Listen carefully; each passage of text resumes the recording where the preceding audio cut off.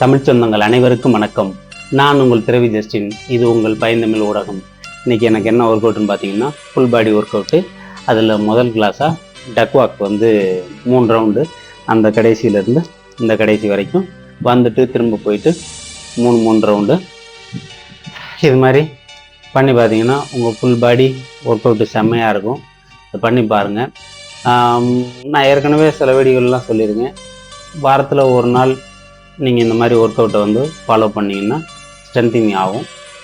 இப்போ அடுத்த கிளாஸை வந்து ஹேண்ட் ஸ்ட்ரென்த்தனிங்காக பண்ணுறது. இது இந்த மாதிரி நீங்கள் இந்த ஒர்க் அவுட் பண்ணும்போது உங்களுக்கு ஹேண்ட் வந்து செம்ம ஸ்ட்ரென்த்தாக இருக்கும்.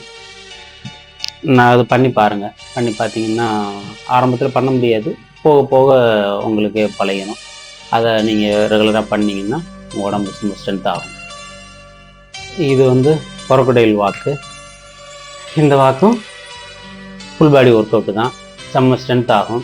உங்கள் கையும் காலும் சரி. இது மாதிரி அங்கேருந்து இந்த கடைசி வரைக்கும் வந்துட்டு 3 ரவுண்டு பண்ணி பாருங்கள். பண்ணி பார்த்தீங்கன்னா சும்மா அப்படி கையெல்லாம் உங்களுக்கு செம்ம ஸ்ட்ரென்த் ஆகும். ஸ்ட்ரென்த்தனிங்காக இதை நம்ம ரெகுலராகவே பண்ணலாம். பண்ணி பாருங்கள். இதை உங்கள் ஒர்க் அவுட்டில் செட் பண்ணி பார்த்துட்டு எப்படி இருந்ததுன்னு எனக்கு கமெண்டில் சொல்லுங்கள். இதுவும் ஃபுல் பாடி ஒர்க் அவுட்டு தான். இங்கேருந்து பால் அந்த கடைசிக்கு வீசிட்டு ஓடி போயிட்டு ஃபாஸ்ட்டாக எடுத்துகிட்டு வந்து கொடுத்துட்டு திரும்பி மறுபடியும் ஓடணும். நிற்கக்கூடாது, நிற்காமல் ஓடிட்டு இருக்கணும். எங்களுக்கு வந்து இங்கே கொஞ்சம் இடம் பத்தலை, அதனால் கொஞ்சம் ஓடுறது கொஞ்சம் சிரமமாக இருந்தது. ஆனால் இருந்தாலும் அதில் ஓடணுங்கிறதுக்காக ஓடி ஒரு 5 ரவுண்டு இங்கேருந்து அங்கே போயிட்டு வந்துட்டு 5 ரவுண்ட் பண்ணோம்.